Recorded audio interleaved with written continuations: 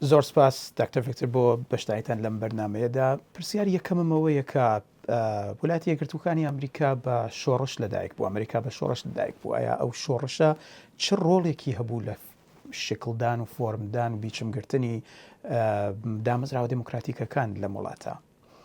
Yeah, well, it was quite profound, the revolution. بەڕاستی شۆڕشەکە زۆر خۆڵ بوو. پێم وایە زۆرجار کاتێک بیر لەو قۆناغی مێژووی ئەمریکا دەکەینەوە لە بیرمان دەچێت کە چەند درێژ خایەن بوو.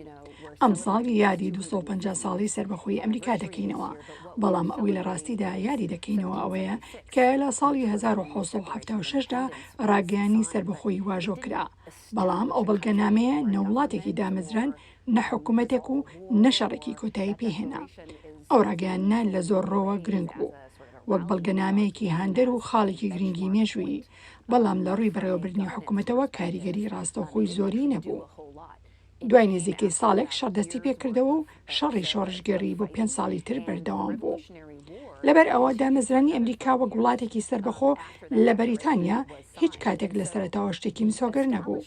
زۆرجار لە ماوەی شەڕەکەدا وا دەردەکەوت کە بەریتانیا دەیباتەوە، چونکە زۆر باڵا دەست بوون.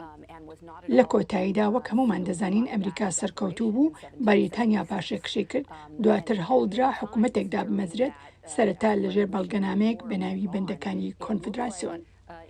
لە سەرەتای ساڵانی 1970کاندا هەوپەیمانێکی زۆر لاواز بوو کە زیاتر لەسەر ئەو سێ کۆلۆنیە دامەزرا بوو کە دەیانویست سەربەخۆیی خۆیان بپارێزن. هەر یەکێک لەوانە کەلتور، درا و یاسای خۆی هەبوو و پاراستنی ناوخۆیی و هەرێمایەتی بۆیان زۆر گرنگ بوو. بۆیە لە دامەزرانی حکوومەتێکی بەهێزی ناوەندی دەترسان، چونکە تازە دژی شتێکی لەو جۆرە شەڕێکیان کردهبوو.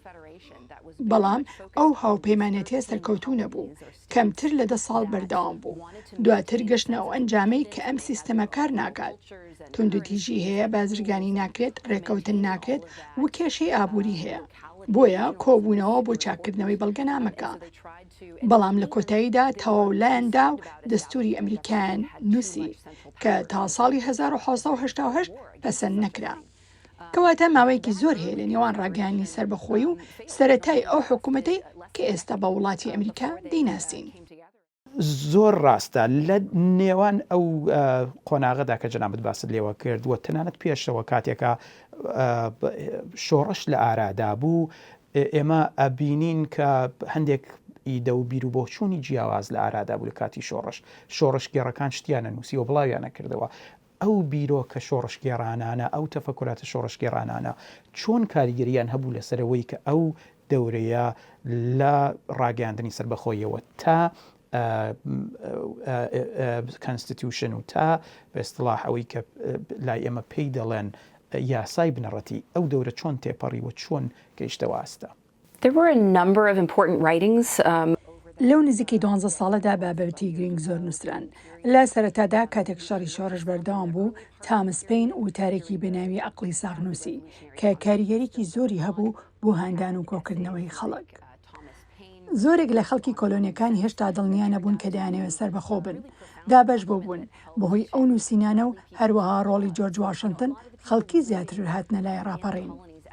لە کۆتایی 1970کان کاتێک دەستور دادەنرا، نووسینە هەرە گرنگەکان و وتارە فیدرالیستەکان بوون. ئەمانە 78 وتار بوون کە لە ماوەیەکی کوورتدا نووسران. من وەک بلاک سپاتەکانی ئەو سەردەمە دەیان بینم. ئامانجیان ئەوە بوو خەڵک قایل بکەن بە دەستور و بیرۆکەکانی وەک جاکردنەوەی دەسەڵات، حکوومەتی ناوەندی بەهێز، فیدرالیزم وە سنووردارکردنی دەسەڵات. بەڵام گرنگە لە ناکۆکیەکانی شتێ بگەین. کاتێک باز لە مافی دەنگدان و هاوڵاتیبوون دەکرا، مەبەست تەنها بەشێکی زۆر سنووردار لە دانیشتوان بوو. پیاوانی سپی و خاوەن مڵک زۆر جار بە ناسنامەی ئاینی دیاری کراوە. ئافرەتان و کۆیلەکراوەکان و خەڵکە خۆجیەکانی ئەمریکا لە دەرەوەی سیستەمەکە بوون. بۆیە ئەو دیموکراسیە زۆر سنووردارتر بوو لەوەی ئێستا تێی دەگەین.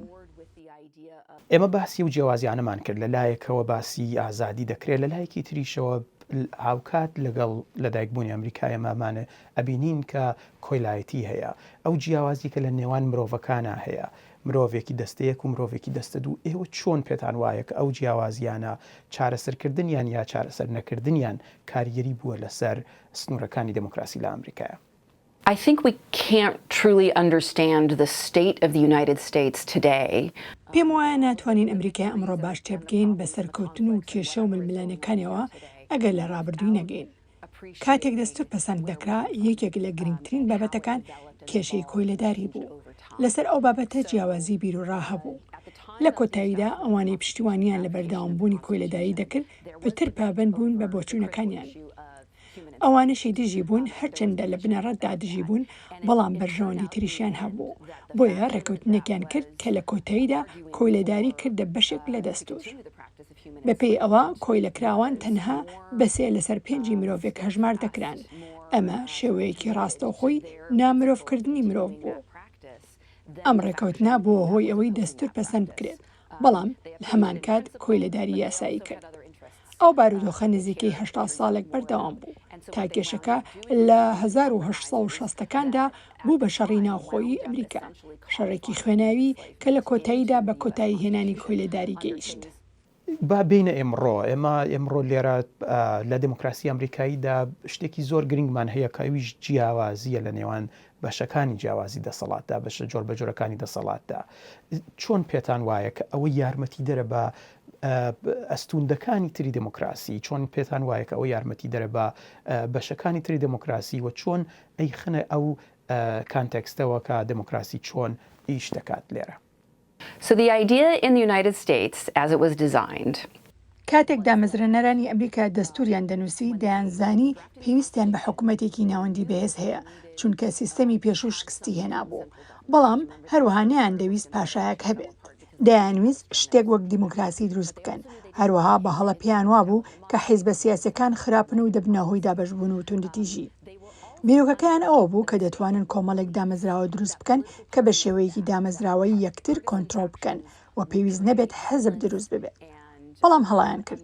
ئێستا دەزانین کە دیموکراسی بەبێ حیزبی سیاسی کار ناکات.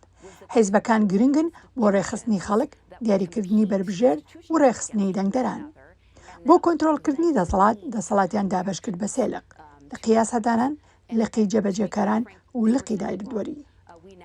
هەر یەکێک دەسەڵاتێکی بەسەر ئەوانی تر هەیە بۆ ڕێگری لە کۆبوونەوەی دەسەڵات.